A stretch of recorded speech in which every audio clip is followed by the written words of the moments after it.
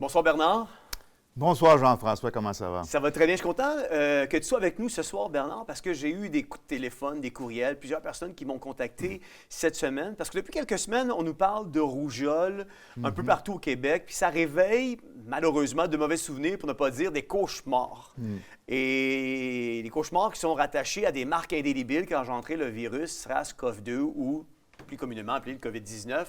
Et comme le dit le vieux dicton, un chat échaudé craint l'eau froide. J'ai préparé une vidéo de ce que quelques médias traditionnels avaient à dire à ce sujet. On regarde la vidéo, puis on va la commenter par la suite ensemble. D'accord.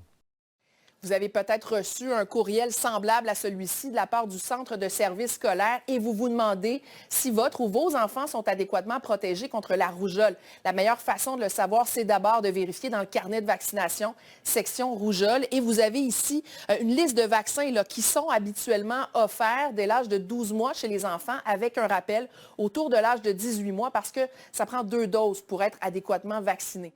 Il faut savoir qu'actuellement, d'après la plus récente mise à jour, on parle désormais de 18 cas de rougeole constatés dans la province, dont 13 cas à Montréal. Devant la hausse des cas de rougeole, principalement dans la métropole, la santé publique de Montréal se prépare à lancer une campagne de vaccination dans les écoles. Philippe, il faut dire qu'à certains endroits, le taux de vaccination est sous la barre des 50 %, même 30 %.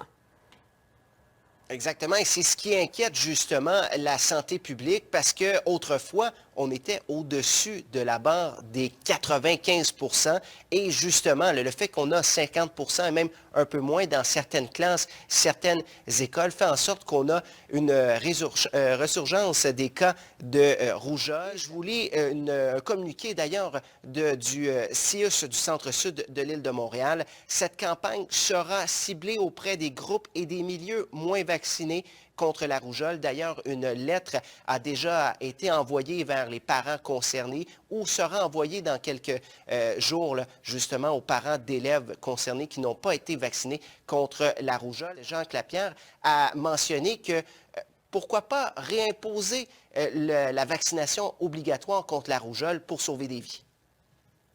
En fait, ça serait sûrement une bonne chose parce que c'est un virus qui a quand même des conséquences assez importantes. On sait que si on vaccine à 95 % de la population est protégée, donc il n'y avait plus de rougeole en Amérique du Nord dans les dernières années. Peut-être les 10 dernières années, on ne voyait pas de cas de rougeole ou extrêmement peu de cas de rougeole. Et puis là, tout à coup, ça réapparaît. Qu'est-ce qui explique cette éclosion de foyers de la rougeole au Canada? La rougeole, c'est une maladie extrêmement transmissible. Donc, on parle de plus que 90 % en général des gens qui sont exposés et non immunisés seront infectés. Alors, on a une importation de cas principalement par les voyages. Les gens font du voyage, et les relâches un peu partout au Canada. On visite des lieux où il y a des cas de rougeole et on les rapporte au Canada. Bernard, il y a plusieurs similitudes qui ont raison de faire réagir les gens avec le virus de la rougeole. Puis j'en ai énuméré quelques-uns. Je pense qu'on peut se les regarder ensemble. On parle de virus respiratoire. On parle que ce virus-là a vu le jour à la semaine de relâche dans les deux cas. Dans le cas du COVID, ça a vu le jour à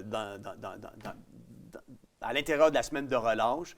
Puis on est en train de nous dire que les causes probables, c'est les voyages. COVID, mars 2020, semaine de relâche. Rougeole, mars 2024, semaine de relâche.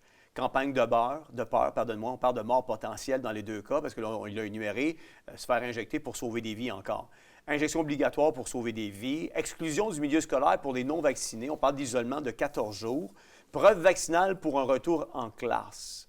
Preuve vaccinale, on parle de la vaccination de la rougeole. Puis on fait encore une fois la promotion autour de la vaccination. Puis on dit que ça prend 95 % de la population vaccinée pour assurer l'immunité collective et la protection de tous. Comment on explique, on le dit d'entrée de jeu, le vieux dicton qui dit « un chat échaudé craint l'eau froide », comment expliques-tu toutes ces similitudes qui fait réagir fortement les gens? C'est une très bonne question. Je commencerai par dire que la santé publique va utiliser généralement des mesures assez semblables pour conjurer des foyers épidémiques ou une pandémie.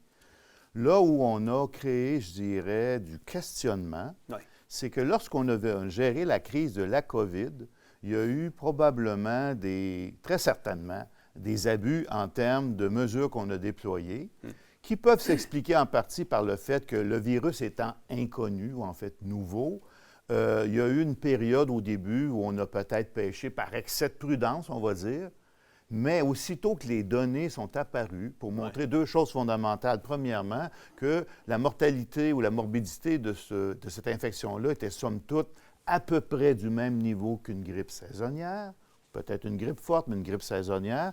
Et deuxièmement, fait très important également qu'on savait déjà dès le début du mois de mars qu'il y avait une stratification de risques qui faisait en sorte que des populations étaient très à risque et d'autres ne l'étaient pas.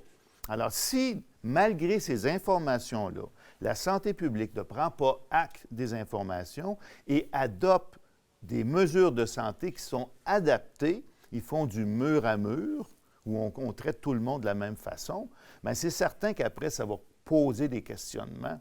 Et on peut voir d'ailleurs qu'en Suède, où ils ont fait des mesures un peu plus ciblées pour essayer de protéger les plus vulnérables, puis laisser le reste de la population vivre normalement, ils ont eu des excellents résultats en termes de mortalité ou en termes de problèmes liés à la santé. Et en plus, ils n'ont pas massacré leur économie. Ouais. Ce que nous, on a fait par des mesures qui ont vraiment causé des pertes énormes. Donc ça a créé, je dirais, cette manière de gérer ça, ça a créé du questionnement, on peut dire ça comme ça, à cause des effets extrêmement négatifs que cette gestion-là a eu lieu dans le cas de la COVID. Ouais. Comment on peut expliquer le fait que les gouvernements sont conscients ou sont au courant qu'il y a des taux de vaccination dans les écoles de 30 à 50 %? Là, encore ma question, là, je fais juste du pouce sur ce que Fitzgibbon avait déjà dit, que ce serait une bonne idée de vendre nos données de la santé aux Big Pharma. Est-ce qu'il y a une corrélation qu'on peut faire quand on peut aller et dire il y a des écoles qui sont vaccinées à 30 %, d'autres à 50 %, mais on n'a pas nulle part dans le réseau scolaire qui sont à 95 %? Je ne sais pas exactement comment le gouvernement collecte ce genre de données-là, mais je présume qu'à partir d'un carnet de vaccination que tous les parents ont pour leurs enfants, c'est relativement simple d'établir des statistiques, en tout cas globales. Je ne suis pas sûr qu'ils le font individuellement, mais on peut avoir une idée. Bon, pourquoi que les taux de vaccination sont très bas dans certaines régions, ça c'est une autre question, mais c'est un fait que pour ce genre d'infection de la rougeole, c'est préoccupant. Oui. Maman, au vu du faible nombre de cas de rougeole, on a rapporté à ce jour, on parle de 19 au total, dont la majorité est concentrée sur l'île de Montréal. Pourquoi le gouvernement et les médias promeuvent-ils l'idée que nous sommes l'épicentre du Canada avec seulement 19 cas? Et c'est pas un peu... on a une population de 8,5 millions au Québec, 38 millions à travers le Canada, puis soudainement, avec 19 cas, on est l'épicentre.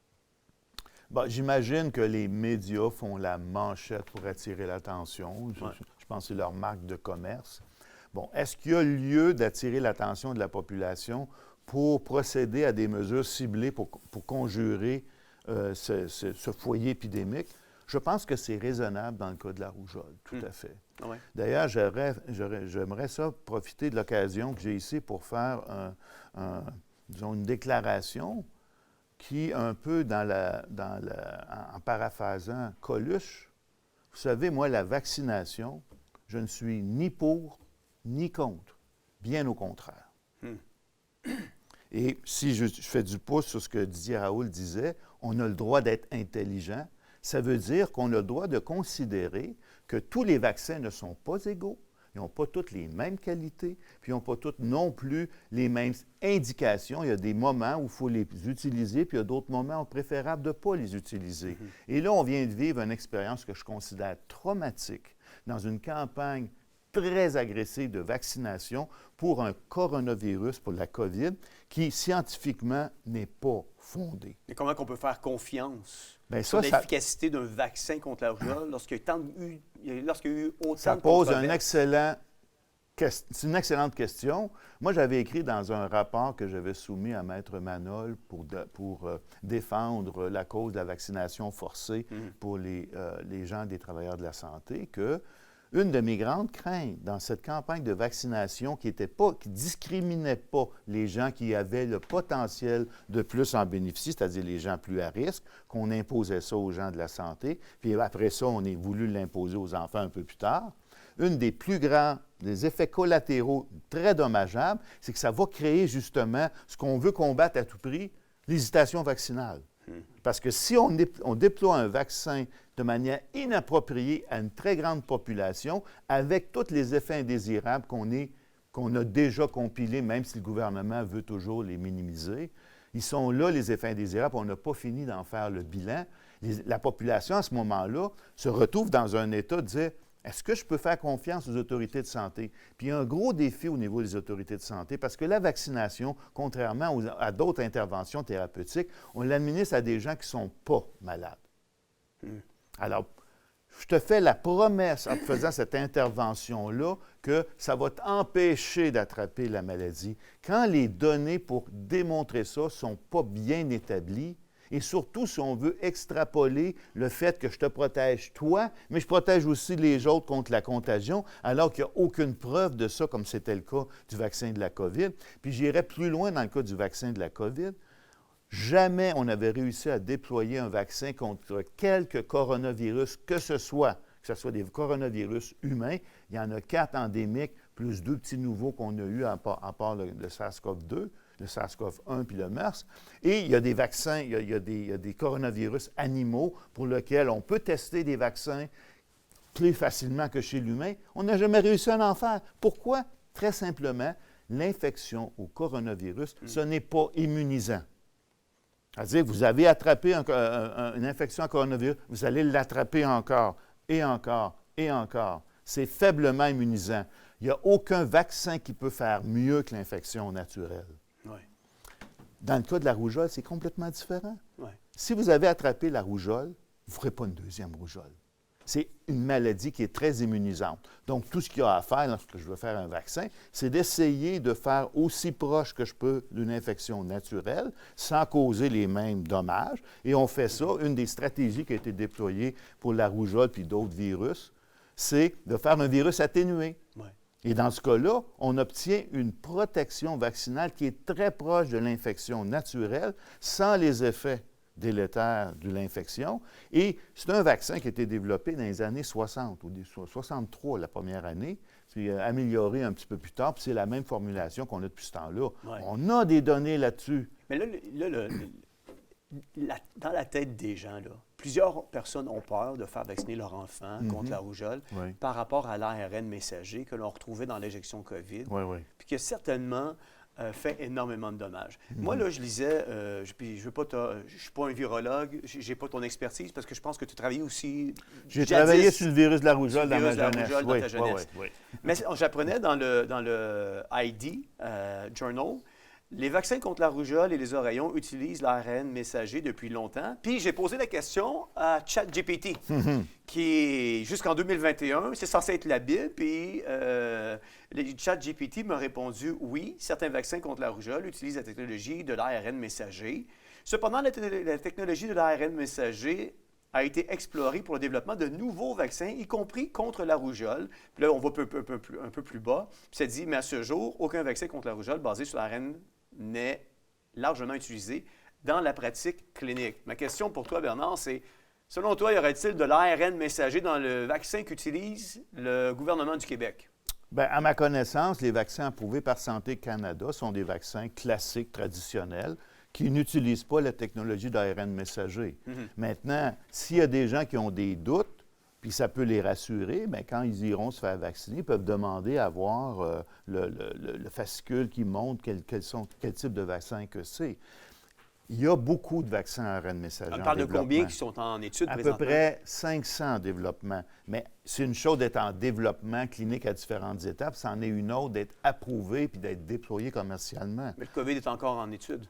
Le COVID, effectivement, est encore en étude et on voit bien que c'est une technologie qui a beaucoup de difficultés à faire ses preuves pour plusieurs raisons. Premièrement, vacciner contre un coronavirus, ça ne marche pas. Et cette technologie-là montre toute une série d'effets indésirables qu'on n'avait jamais vus auparavant pour aucun autre vaccin classique. Ouais. Est-ce que tu conseillerais en terminant la vaccination contre la rougeole à une famille ayant des enfants fréquentant le milieu scolaire, considérant la manque de clarté et l'incertitude autour de l'ARN messager dans le vaccin de la rougeole? Parce que c'est pas clair.